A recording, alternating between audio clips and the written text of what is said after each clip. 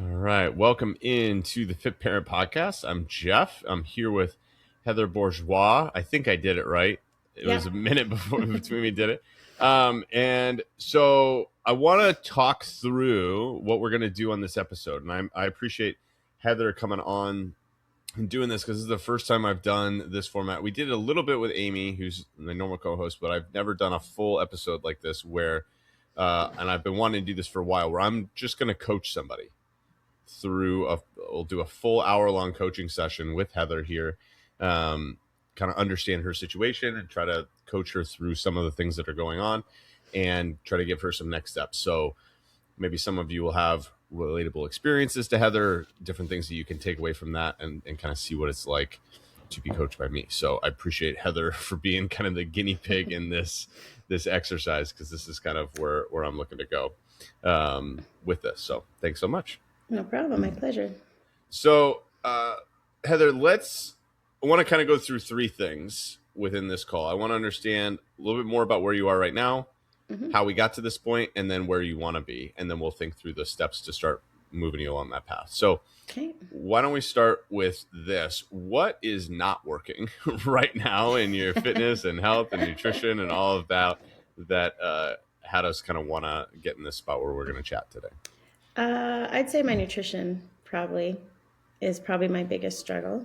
I probably in a most consistent workout situation that I've tried really hard to just be consistent with that, which means letting go of some of my sleep because I have to get up early just because I'm so busy. But it's my nutrition, and I don't know if I try to pre-plan, and sometimes I'm really great and I'm on point. I'm eating all the protein, and then other days here comes the sugar. So I'd say probably nutrition is my biggest struggle, but yeah, I'm pretty consistent with my workouts right now. That's great. So I think we'll probably end up spending more time on the nutrition. So let's kind of tackle the workouts first. So what does the workout routine look like currently? I get up at 4:30. I'm an early riser like you. And I usually do, I have a Peloton downstairs.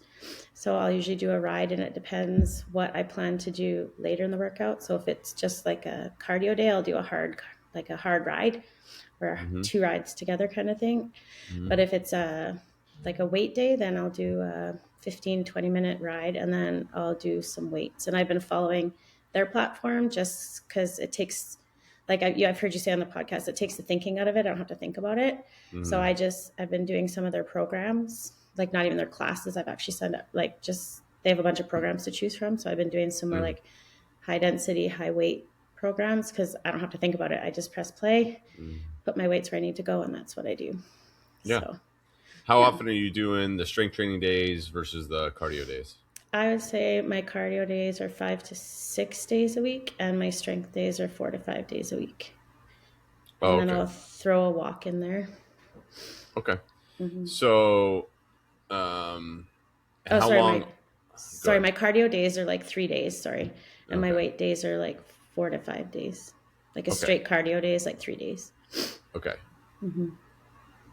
So the math isn't mathing in my head right now.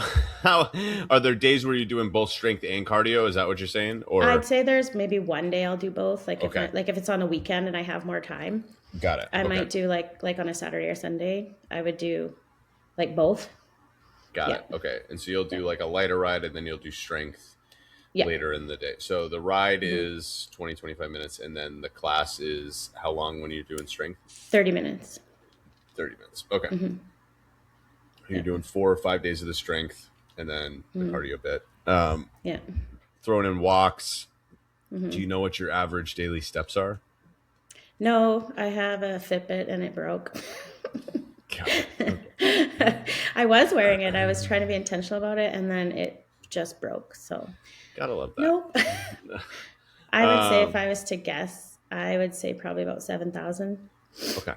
Yeah. So that would be just early days opportunity for us to collect some data on, which is either have your phone with you, which is hard when you're working out because you're not gonna like have it in your pocket unless you have like the cool leggings with the like side slight, phone pocket.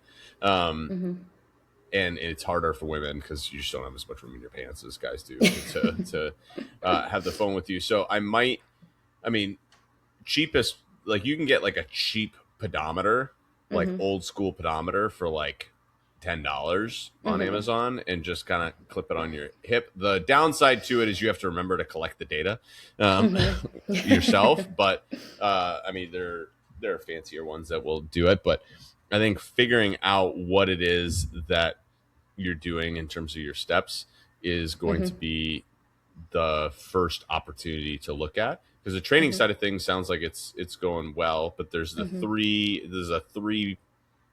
three-legged stool, which is Mm-hmm. training, it's movement, and it's nutrition. And Mm-hmm. nutrition bears the brunt of the weight, then it's movement, then it's training.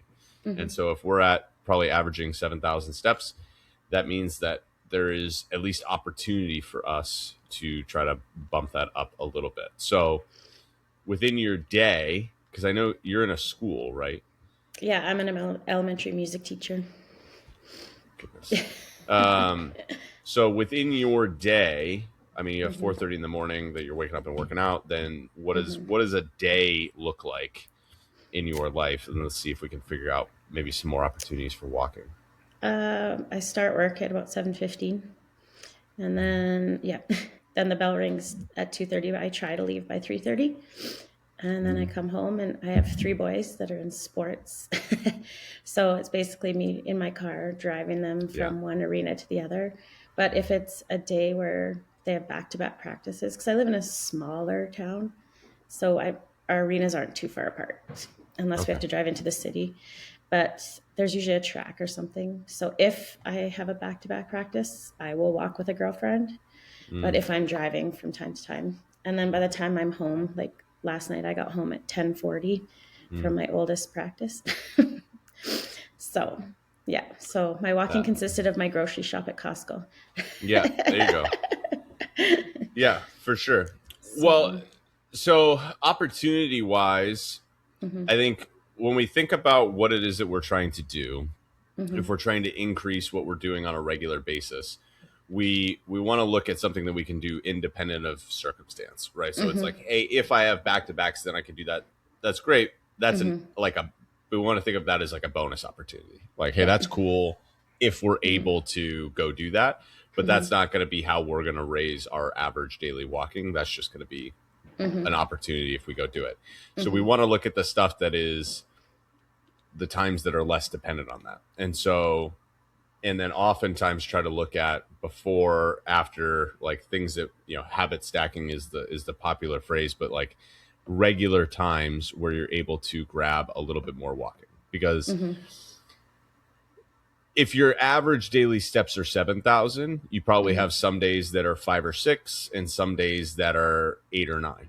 And the mhm. days that are 8 or 9 are the days where you do the walk with the girlfriend at the track. The days that are 5 or 6 are which days? Like, are the weekend days? Are the weekend days lower? Is it the work days where you don't do it, where you're just mom taxi the whole time? That's where that data is helpful because we can Mhm. figure out a trend. But Okay.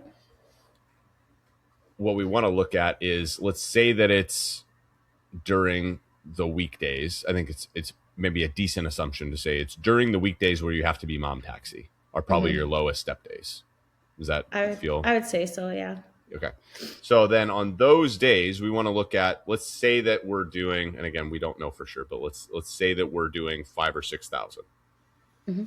and we want to try to get, if we got those days up to 7,000, then our average is going to bump all the way up to probably 8,500, 9,000, because you're going to Mhm. have all of those other days going up.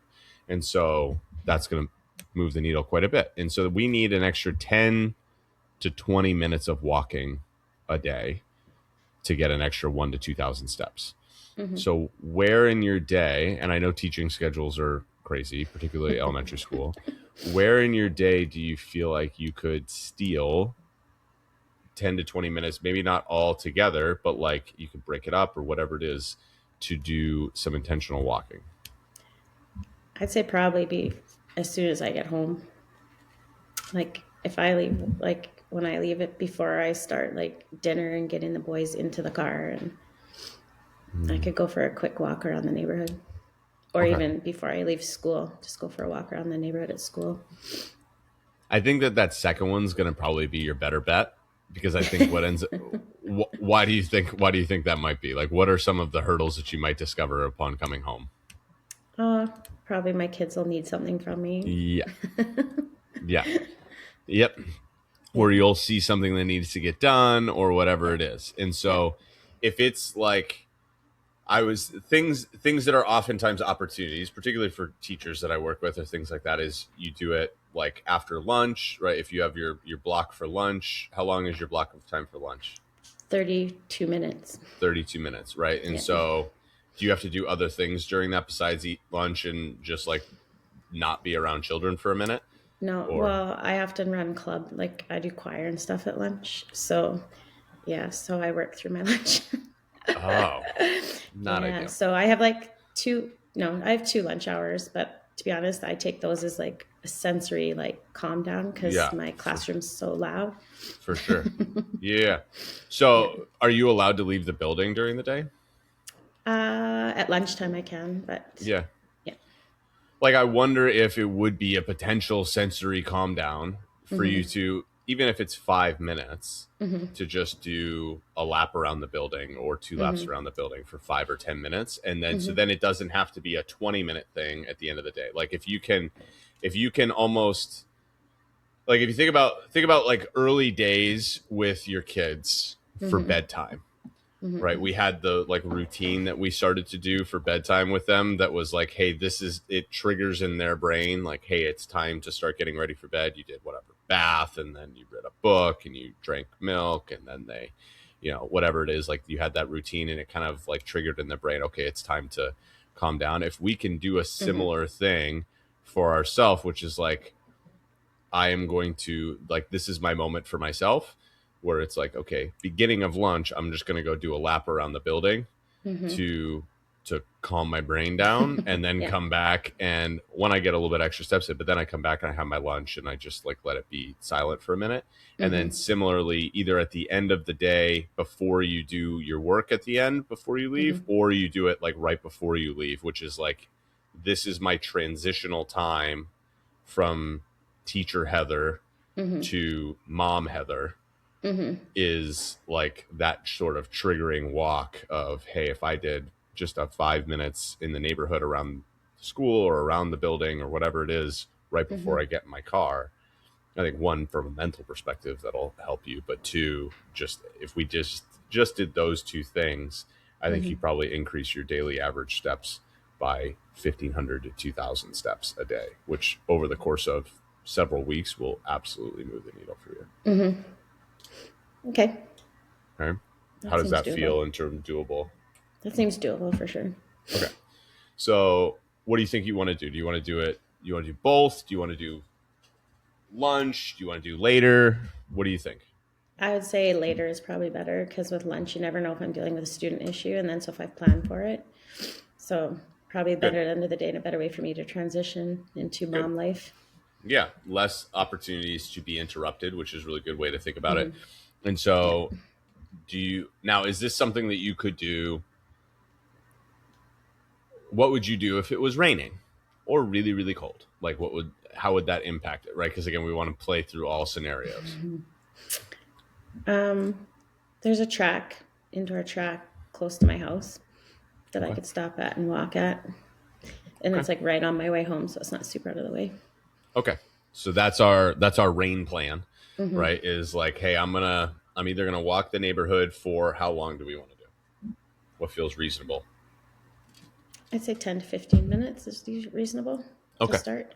Yeah. So I think let's say 10 plus minutes, right? You set yourself Mm-hmm. the floor. I'm gonna do at least 10 minutes. Like, this Mm-hmm. is where we make the commitment sort of thing. Like, I am going to walk for at least 10 minutes, either before I leave the neighbor, like in the neighborhood by the school, or at the track on the way home. Those are my two choices before I get home and I turn into the mom taxi. Mm-hmm. Um, feel doable, reasonable, like a Yep. game plan. All right. Yep. So movement, have an action step. Dope. Training side of things. I think shutting your brain off is great. Are Mm-hmm. you able to do, like, within these programs? Are they how often are you doing the same workouts? If that makes sense. Like, Um, do they repeat workouts within it for a few weeks or something like that? so like I just finished a 4-week program actually just Mm-hmm. yesterday, and it was like an upper body program. Mm-hmm. And she repeated some of the same exercises. And then my plan was to go back and repeat that same 4 weeks. But within that 4 weeks, it was a similar set. Like there was like day one, day two, day three. And then the next week, day one, there was similar exercises within those day one, day two, day three. But it wasn't like the exact same workout No, not every exactly the Monday. same. Okay. Like one was like day one was a push, day two was a pull, Got it. and Okay. then day three, I forget what it was, and she had a core in there. Okay. Yeah. So, I think opportunity wise, Mm-hmm. because again, if you like doing those workouts, I think that's Mm-hmm. fine.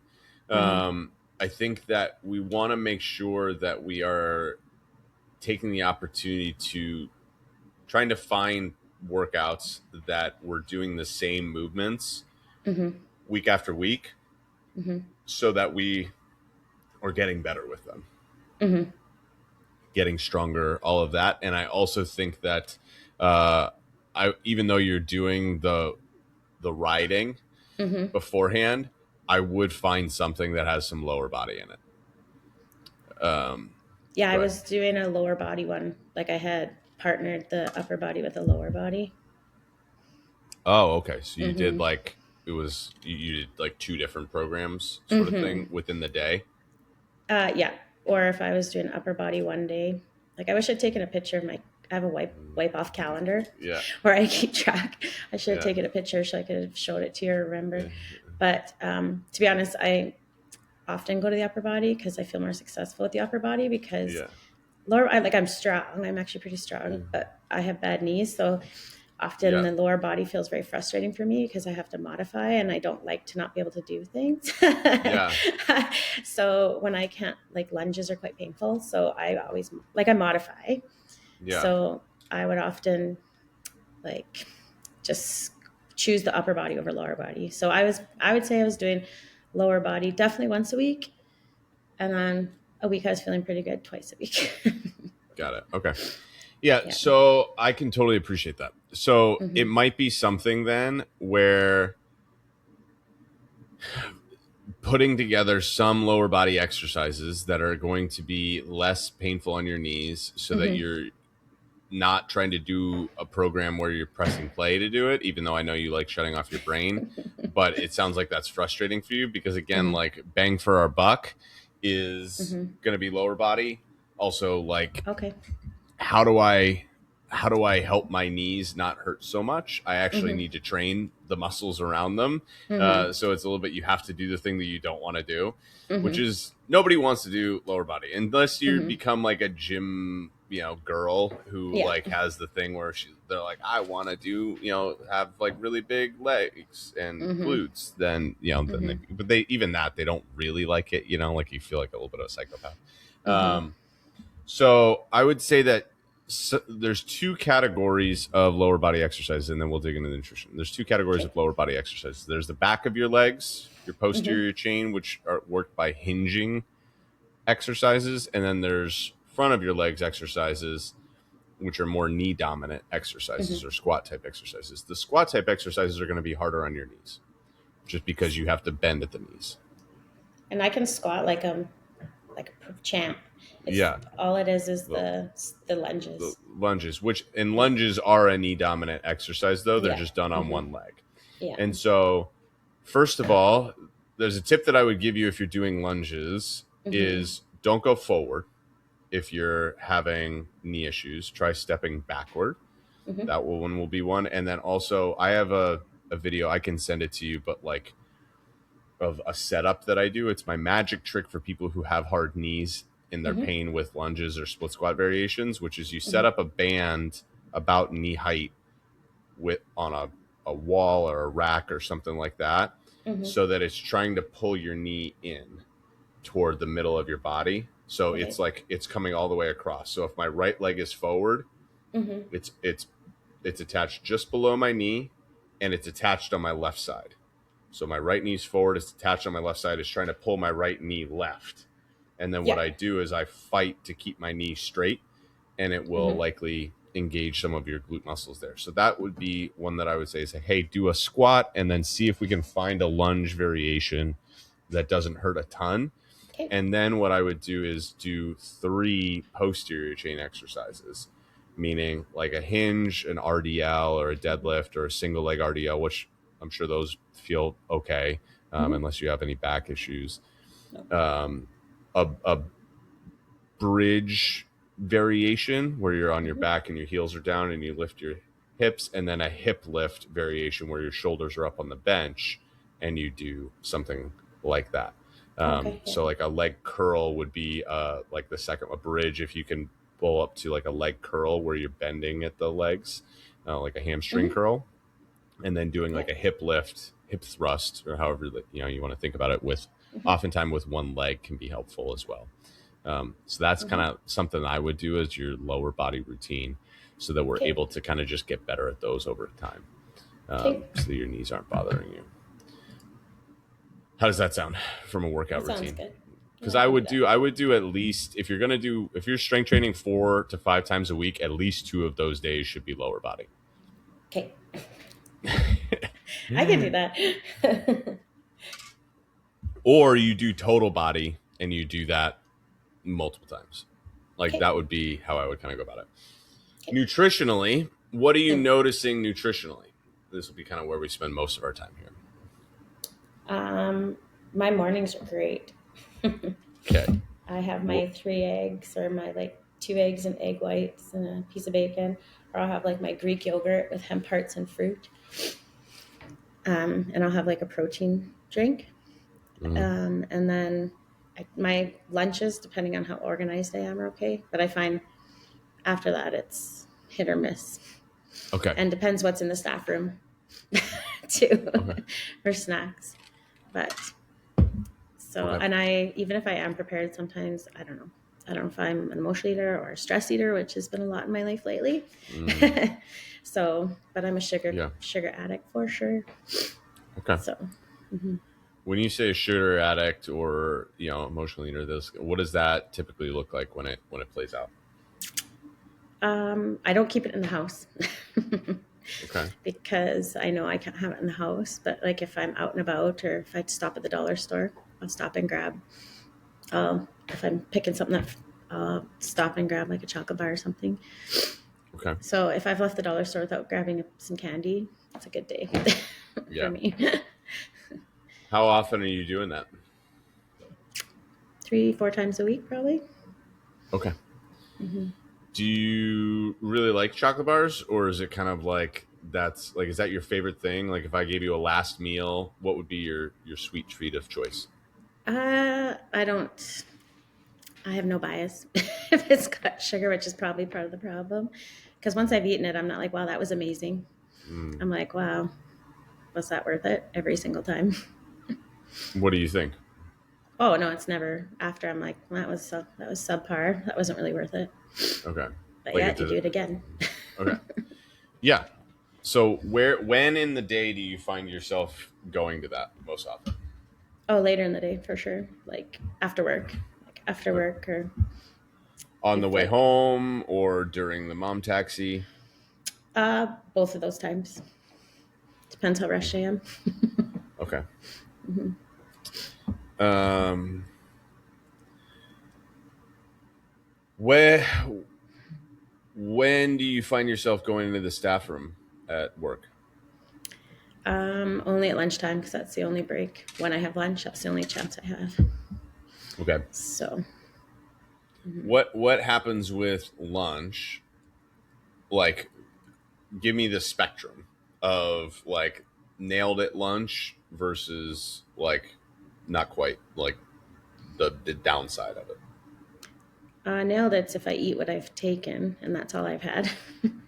Okay. What do Because you typically take? I take I like taco salad, or I take lately it's been egg roll in a bowl with no rice, like just like a coleslaw mix with um, like ground pork or ground beef, Okay. and then with some hot sauce because I really like it. So I try really hard to pack stuff that I like knowing that, because I'm also trying to eat more vegetables. I don't eat a ton. I'm really good at protein, the vegetables. Trying, so like I really try to get a lot of them in at lunchtime. Okay. So I try often to have that kind of thing at lunchtime. Okay. So as long as I stick to that and I haven't had any of the snacks that are in the staff room, Mhm. so Yeah. that would be a success to me. Yeah. So when do you find yourself not sticking to that? Like when does that not happen? Um, on Wednesdays, because that's snack day. It's Wellness Wednesday. And of course, it has to be a treat. It's never just, nobody brings in oranges on Wellness Wednesday. Yeah, which is counterintuitive, but Yeah. So, so do you bring a meal on Wednesday and then you just have what's there, or yeah, I'll have my how often meal. how often are you not bringing the meal that you planned? Because you were saying Oh, I sometimes if always bring I've my lunch. okay. I always bring my lunch. It's just, I would just have my lunch and then have the extra snacks. Okay. Hmm. Because you were saying, maybe I misheard you. You were saying like it depends on if I how prepared I am. So like where does a lack of preparation show up for you? So like if I haven't made the egg roll in a bowl like the week before, like not the weekend or like the night before, or pack the Hmm. salad the before, then that's when I'm throwing in like leftovers, which may not have as much protein or vegetables because I'm just Okay. taking what we have left from dinner. Or if the kids have had like lasagna or something, it's not my favorite, but I need to have something for lunch. Yeah. So Okay. that's when I'll throw that in my, but if I'm prepared, it's definitely the most healthy choice for sure. Yeah. What happens where you don't end up doing the prep on the weekend? Like what instant? How often does that happen? And what are the common things when you're doing that? Um,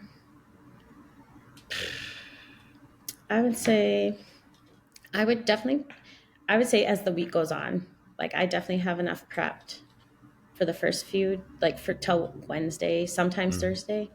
And then I think as the week goes on, maybe I'm more tired, more Mm. lazy. I don't know. Everything's kind of compounded. I don't really know. And so I'd say later in the week is when I'm pulling things just from whatever we've had in the fridge. Yep. Hmm. Got it. Okay. Hmm. And then what do dinners look like? Is that a little bit hit and miss, or are those generally okay? Like, what does dinner look like? Um, well, to be honest, because I'm on the GLP-1, which I've Hmm. told you. So often I'm not super hungry by the time dinner comes. So often I may not even eat dinner because I'm busy trying to get things ready for the kids or making dinner. And then I'm not as hungry. So, but we try to eat a pretty balanced, because like my kids are pretty athletic and pretty involved in sports. So I try to feed them a pretty healthy food. Like we're not eating pizza and chicken fingers and fries. Like that's not what we're doing. Yeah. Like to me, like a not as healthy meal would be pasta because that's Got a it. quick and easy, but I often won't eat that. So, Okay. but I try to have quick proteins to make for them, so we can have tacos, or maybe like Costco has like this really good pork right now that I can throw in the oven. So, Yeah. and just cooking a whole bunch of like vegetables or like a salad, but often I'm not hungry, or if it's Got it. something I don't deem healthy, I won't eat it and I'll just go without. Got it. Okay. Mhm.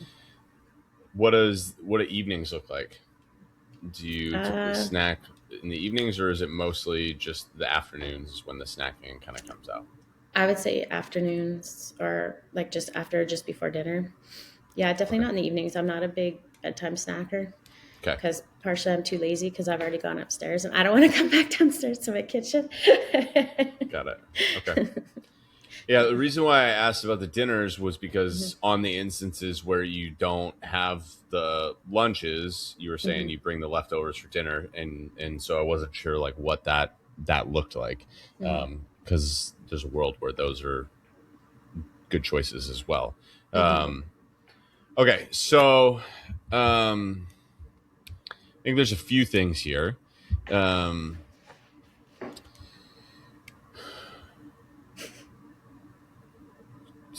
do you do a morning snack? No, I don't have Okay. time. Are you generally hungry in the afternoons? like in the Uh, transition home, like when you're getting snacky, like are you, or is it just like, you know, more of the emotional craving side of things? yeah, I'm not usually hungry when I do it. It's Okay. usually more emotional And then similarly stress. with the food that's there on Wellness Wednesday or whatever it is, it's like, hey, that just looks yummy. Yeah, just sitting there. So sure, I'll just grab Okay, it while I'm headed to the microwave. got it. Okay, all right. So I think there's a few things here. I think first thing is strategically with lunches, because I do think that I think it's a fulcrum meal in the day because of how lunch goes. I think probably impacts how you're feeling for the back half of the day, for Hmm. sure. Right. So like if I momentum, like motivation is a momentum game. And Hmm. so if, for instance, on Wellness Wednesday, I'm willing to bet that Wellness Wednesday has a very high hit rate on percentage of days Heather stops for a candy bar on the way home on those days. Oh, okay. I've never thought about it. Because right we we are already like we've broken the dam, and so it's just going to kind of go that way. And Hmm. again, the it's laws of physics. An object in motion stays in motion unless acted upon by an outside force, and vice versa. So once Hmm. we start going in one direction, it is difficult to stop us in going in that direction. And so then you oftentimes, particularly I'm guessing on those nights where, and you tell me if I'm wrong, Hmm. on a night where you have a candy bar, Hmm. are you more or less likely to have dinner that night? Less. Yeah. Now Okay. that you ask me. Yeah. Right. Which makes sense because then it feels like I have to do something totally extreme to like I need to over respond to the, like I'm going off in this direction, particularly if it's a dinner that's not immaculate, right? Hmm. Where if the dinner is relatively quick and you're like, hey, this is not, you know, if it's pasta with chicken in it or something like that, Hmm. you could in your head be like, it's not the best choice, and I'm Hmm. already over on my carbs. So then you don't, Yeah. right? And so that's kind of what ends up happening is we do a like screeching halt. Hmm. So uh, that's the first thing, is observing it from a momentum perspective. Second thing is it is entirely understandable, being a elementary school music teacher, for you to be a little bit at your bandwidth's end at the end of the day, and then staring down the barrel of 7 hours of driving your own kids around, Hmm. to feel a little bit emotional, stressed, and like you're brimmed. Yeah. Totally understandable. And when we are at capacity, when we do get to like my cuppeth runneth over, right? Like Hmm. I am over the top. Then we get into that fight or flight mode where we need something to immediately make us feel better, because 100%. we're like, I can't. And so our coping mechanisms could be any of a number of things, right? Like it's, I want something yummy and delicious. We could scroll on our phones. We can yell, or and then you like you respond to your kids with something, you're like, that was an overreaction, like Andy from The Office, where you're like, oh my gosh, like that was Yeah. n-. Like there's a rule that my wife and I have started to implement with each other. It's like if anything is a response above a 5 out of 10, Hmm. then it's not about the thing. No. Like if I ever like actually raise my voice with my kids, I'm like, okay, that wasn't about what they did, because there's nothing that they would do aside from something genuinely dangerous Hmm. that is like, if they're just being annoying, for me to like respond with an extreme thing, I'm like, oh, that's about me, not about them. And so understandably, you're at a brimmed point. You've Hmm. been like, I can't think of a lot of more overstimulating jobs than an elementary school middle music teacher. Like It's a lot. that's as about as dysregulating as it could possibly be, because you also get like the most out of control version of those kids, because you're not in their normal classroom. They see you once a week, and they Hmm. come in and they're just getting out all of their energy, because that's also the time in their day that they probably also do PE. on other days, so like they're normally running around and you have to have them in a room and be like, here's bongos, have a good Yeah. time, like that's tough to wrangle. Yeah. And so understandably you're there, and then you have 3 kids with a bunch of activities that you're running around and doing, and so you're stressed. And it's like, I don't know if I can do this, and so we look for that immediate relief. And so I think identifying the fact that that's what's happening is the first part of the process, where I don't know if you're necessarily addicted to sugar. I think that sugar is your coping mechanism, but I don't know if you're addicted to it. Okay. It could be, right? It could be 100%, but like I think addiction is a strong word for Yeah. us to use. Yeah, no, for sure. I can see that's a good way to put it, for sure. Yeah. And again, Got the maybe it cope. is. I don't know, right? But it's like it's our go-to thing, right? And everybody has a go-to thing that is, and there are more sinister ones. There's alcohol and drugs and all of these things that are for immediate relief from sustainable things. And so part of the game is recognizing that this is it can't be, okay, Heather, just don't stop at the dollar store and get a candy bar, because that's a willpower issue. And we lose willpower issues all the time, particularly when we're in fight or flight mode. And so the game is not, how do you not eat a candy bar when you're feeling that way? That's going to be really difficult.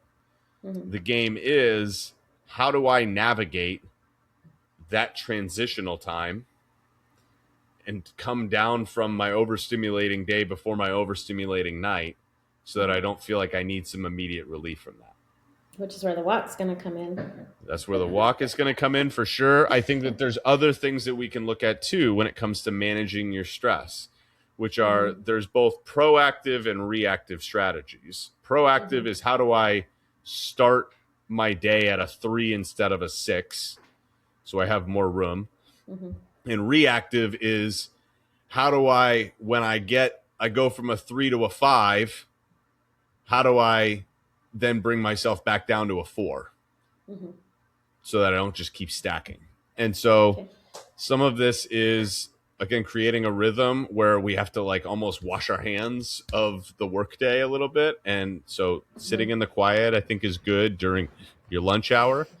I think after school, having that time is good. I would create a rhythm for yourself of like something positive during that drive. Like if you have a favorite song or a feel good song, as corny as that is, like play it, like blast it when you have a playlist or something like that you play, or a audio book or something like that. Not a feel good audio book or podcast. I'm sorry, not like a productive audio book or podcast, not a self-help one, or like, don't listen to this one while you're in that spot, right? Like, listen to something like kind of silly, goofy. I listen to sports talk, where they'll like talk about sports and argue with each other, because it's a world that has nothing to do with me. And so it's like, I don't want to think about me or anything. I just want to like disappear into other people's worlds. And I could be like, LeBron James is, whatever. And just think about stuff like that for a moment. I would look at trying to get out of your head and into your body, because that's what we're trying to do with we want a physical relief for a mental issue. Like, we can't fix our brain with our brain. So going for the walk, for sure.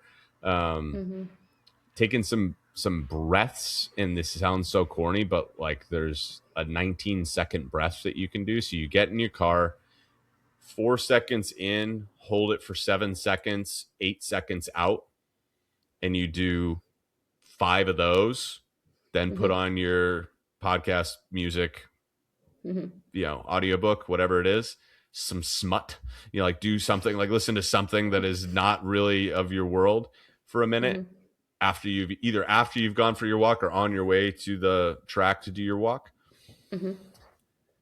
Those types of things would be some things that you can do to just try to help yourself separate from what it is that is going to go there. Okay. How does that sound as a reasonable thing to do? That sounds very reasonable. Okay. Then when you get to the dollar store, How often do you need to go to the dollar store? Not as often as I tell myself I need to go. Okay. So then I would say, unless there is something like super urgent, Mm-hmm. I would put the dollars, like, that's not the time for you to go into a store, Mm-hmm. if at all possible, right? Let's try Mm-hmm. to make that like this is a no store thing unless it's urgent. And then Yeah, honestly, then make your kids do it. that's fair. Like, this is, we're not going to the store. If the store needs to get done, you pull home, you grab your kids, and then you say, all right, here's the card. You go in and get it, right? And I'm, like, this is the thing that I'm gonna do here. And they'd be happy. Yes. Because Tell them they'll on their stick with, rights. like, you can be like, hey, you'll set the boundary, like, this is all you're going in for. Mm-hmm. um Yeah. Next thing Mm-hmm. is strategically lunches. Mm-hmm. I think what you said is back half of the week is when you lose a little bit of the momentum, Mm-hmm. which is totally normal. Mm-hmm. Because you think about this from a logistics perspective, from your kids, right? Mm-hmm.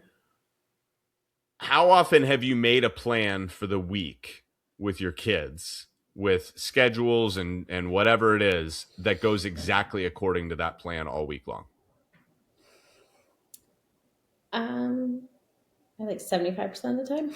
75% of the time. Mhm. Yep. How often are you able to plan, like, this is what the weekend looks like on the previous Um, weekend? no, I don't. Yeah. The only thing I know that goes for sure is anything that's actually scheduled, like sports. Yeah. For sure. Like, it's daunting to try to play out 7 days. Mm-hmm. And that's a daunting thing for the weekends too, because then it's like, okay, I have to have the weekend go really well. Otherwise, I'm kind of screwed for the whole week. Mm-hmm. And so I have a weird analogy that I've developed for this, but this is one of my favorite strategies that I've implemented with clients. Um, have you ever seen the show The Newsroom? No. Okay, so it's not important that you did, but Okay. this is how I learned about news shows. Right, this is like how they build out a news show, and learn one of the topics is if there's like a big story, right? Something that, happens in the news, right? Something like, all right, the United States drops a bomb on Iran, right? Okay, Mm-hmm. that's the big, everybody's going to tune in to watch the news, or more people are going to tune in to watch the news because it's a big story. And that's what they lead the show with. And they do Mm-hmm. 15 minutes on this topic. Mm-hmm. And then what they'll do at the end of that block of time is they'll tease the second biggest story of the day. And they'll say, after the break, we're going to talk about this thing. And that Mm-hmm. might be interesting enough. And so they'll keep people through that commercial, and they'll get people for that second piece of news. Mm-hmm. At that point, they're probably going to lose people because people signed in for that thing. So what they'll do is they'll do what they call a reset on the half hour, meaning they'll tease the original story again at the half hour mark of the show, and they'll hit it again, but slightly differently. And Mm-hmm. so then they'll keep people through the second commercial break for another 10 minutes. And then they'll tease their third best story for 40 minutes into the show. And you might keep people for that. And so they've taken one story and had it get people through 3/4, 4/5 of the show just by doing this reset on the half hour. So what I have kind of come up with is something I'm calling the midweek reset, which is, I think what ends up happening is we expect our Sunday plan, meal plan, and all of that to last us through the whole week, just like they think this one story is going to last them through the whole show. It's not. Mm-hmm. So we do a midweek reset on Wednesday or Thursday, which allows us to be like, what have we done so far? Mm-hmm. We now probably have a better idea of what the weekend looks like, so we can plan accordingly.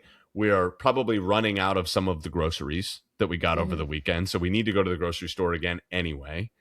I'm running out of my meals, whatever it is. And so instead of Sunday having to be perfect, Sunday can be good. And then I set aside some time on Wednesday or Thursday to set myself up for the back half of the week.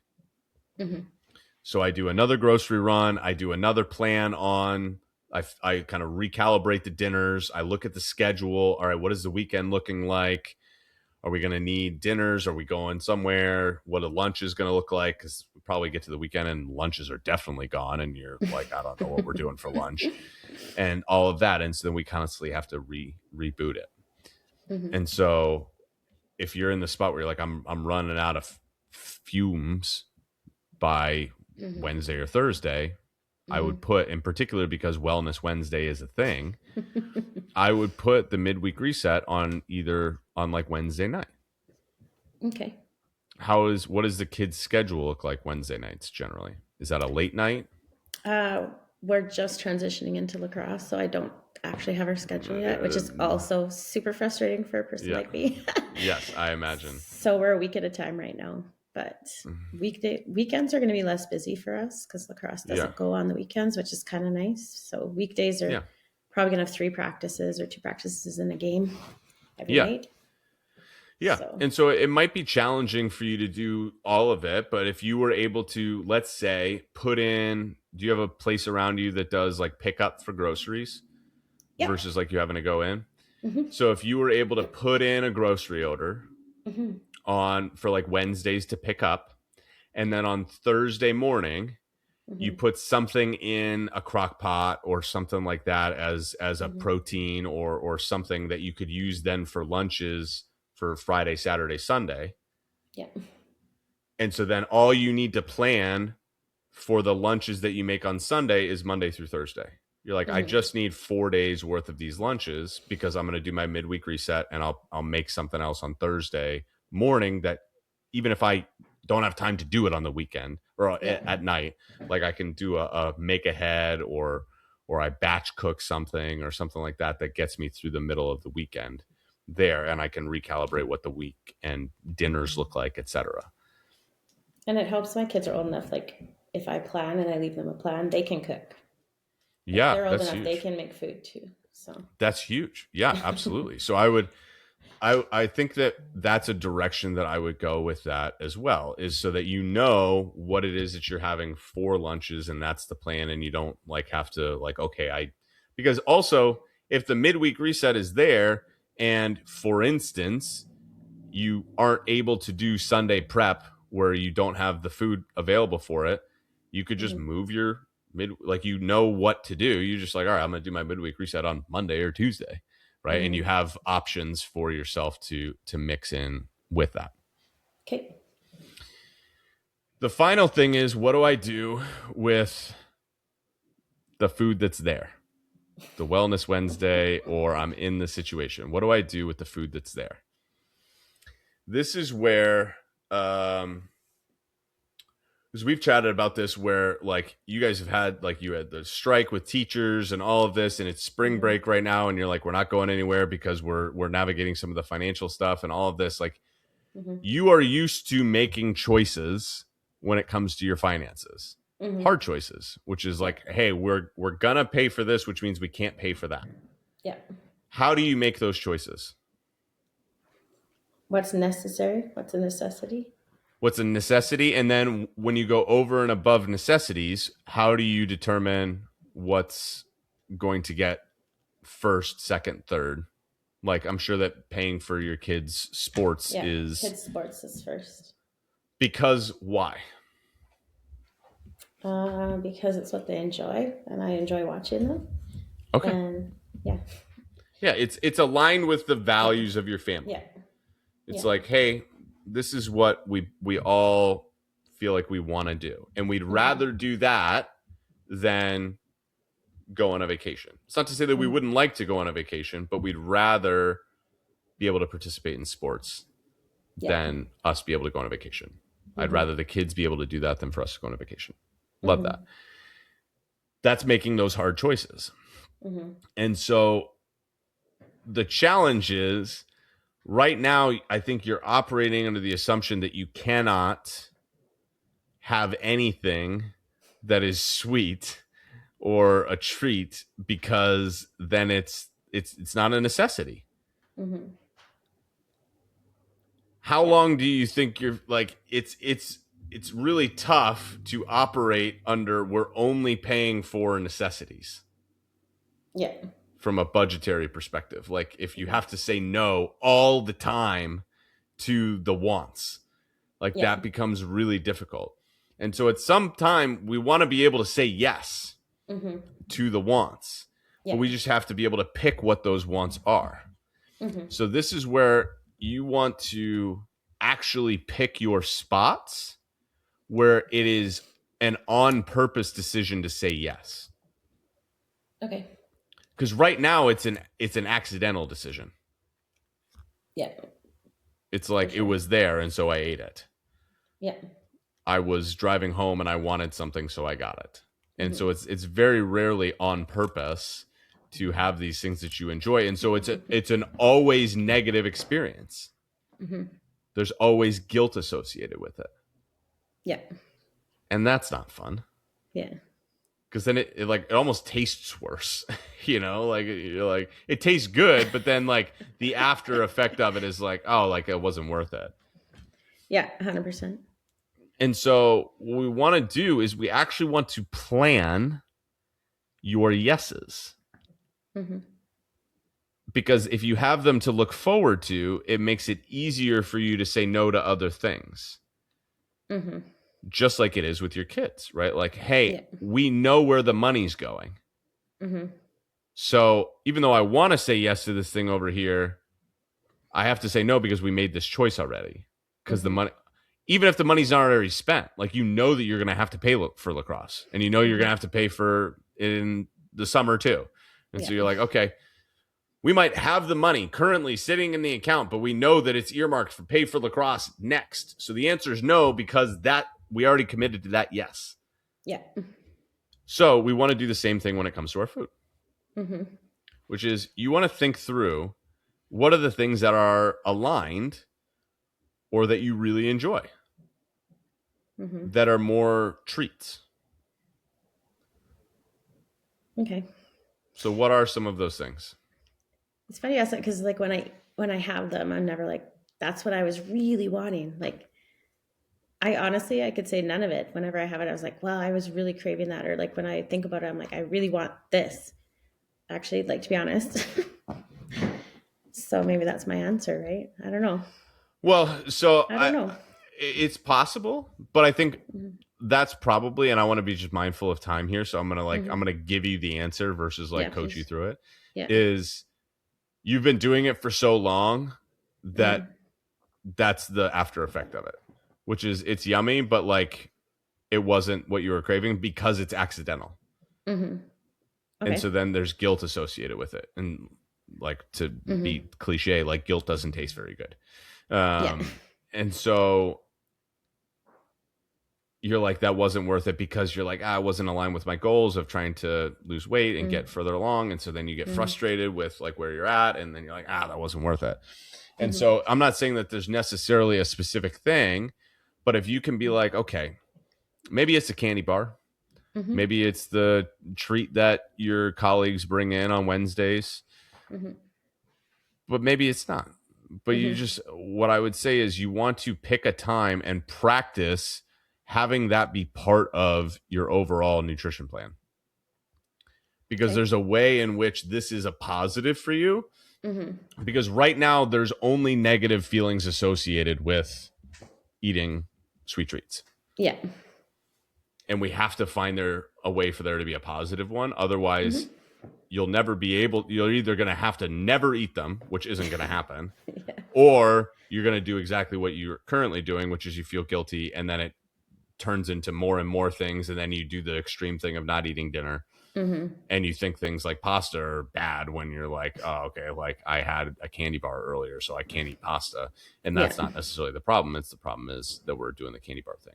Yeah. And so I would say that you want to pick like practice doing like, hey, there's 2 or 3 times a week. Start with 2 Mm-hmm. where you're like, I'm going to do this on purpose. Plan what it is Mm-hmm. and then look forward to it. And Okay. then say, and then like literally say out loud when you eat it, I'm doing this on purpose. Okay. And this is so that it makes it easier for me to say no to other things. because I know that I'm looking forward to this. Because it's a lot easier to say no to the candy bar when you Yeah. have something else that's planned. Okay. It's a That lot makes easier to sense. say no to the vacation when you're like, I know I have to pay for the lacrosse. Hmm. But if you don't Yeah. have anything else that you're looking forward to, then it's a lot harder to say no. Yeah. That makes sense. How did all of that land with you? I know that was a lot that I just kind of we threw at you in an hour. Obviously, you'll be able to listen back to it, but how did all of Yeah. that land with you? How are you feeling about all of that?